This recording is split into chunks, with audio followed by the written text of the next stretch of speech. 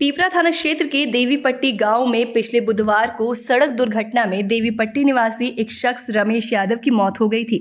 घटना की जानकारी मिलने पर आज पूर्णिया सांसद पप्पू यादव देवीपट्टी गांव पहुंचे, जहां सांसद पप्पू यादव ने मृतक रमेश यादव के परिजनों से मिलकर उन्हें ढाढ़स बंधाया और 21,000 रुपये का तत्काल आर्थिक मदद भी किया है।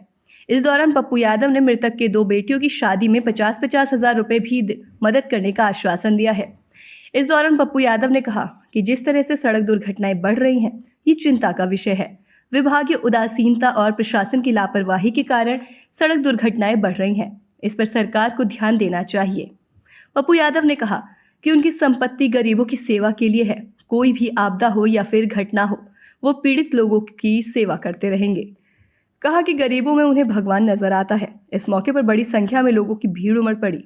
मालूम हो कि पिछले बुधवार की रात पीपरा थाना क्षेत्र के कमलपुर मोड़ पेट्रोल पंप के पास NH 106 पर तेज रफ्तार अज्ञात वाहन ने देवीपट्टी निवासी रमेश यादव को कुचल दिया था, जिसमें रमेश की मौत हो गई थी।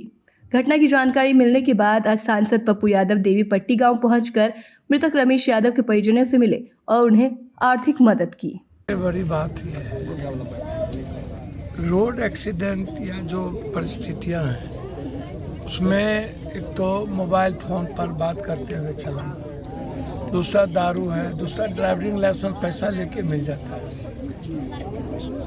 ठीक है, कहीं CCTV फुटेज नहीं है और लोग वसूलने में रह जाते हैं। आम लोगों की संवेदना यही है कि लोग किसी को अस्पताल में ले जाते हैं, लोग बच सकता है, 90% आदमी बच सकता है, वो वीडियो बनाने लगता है। संवेदना समाप्त हो गई है। कल भी हम इसी बात पर चर्चा की है। कल हम 7 लाश को देखे हैं रात, एक साथ बोहड़ा में 3, एक शहीद हुआ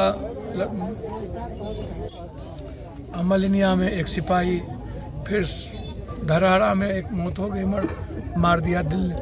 तो हम हर दिन, आप इतने समझिए कि गिनते गिनते आप थक जाइएगा, हम उठाते उठाते नहीं थके।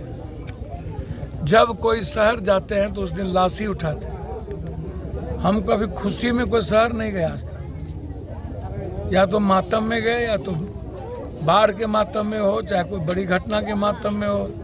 हमको लगता है कि पता नहीं हम पैदा ही हुए मातमे मनाने के लिए गए, रुदाली हो गया है लगता है। और स्थिति यह है कि न तो समाज संवेदनशील है, न सरकार संवेदनशील।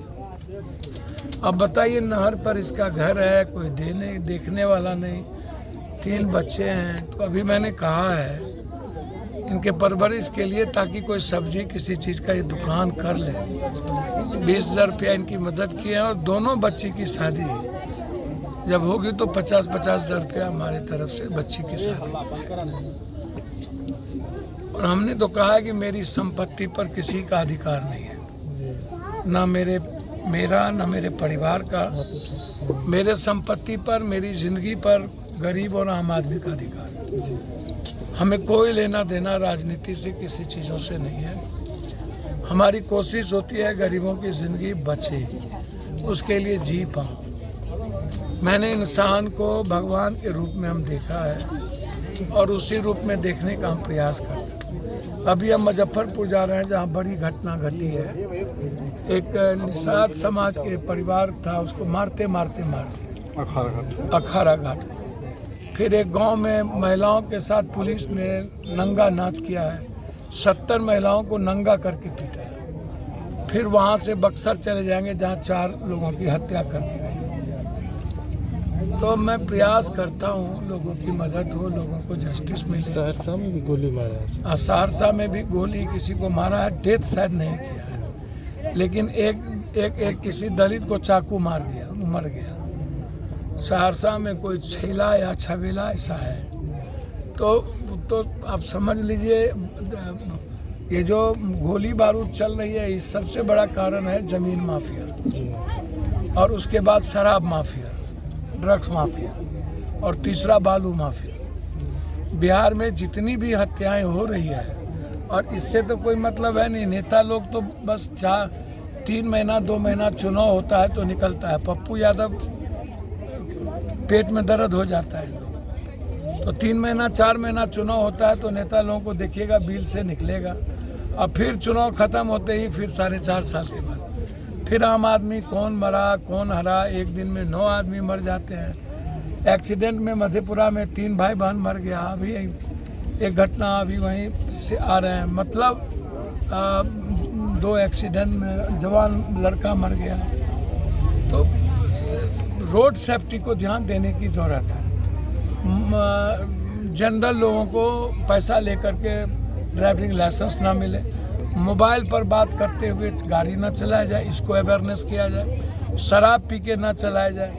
और ट्रैफिक का काम है उसको देखना, डीटीओ का काम है अपना काम करना। करता क्या है कि जाम लगा देता है वसूली के कारण, इसके कारण भी बहुत सारी परिस्थितियाँ ऐसी होती हैं।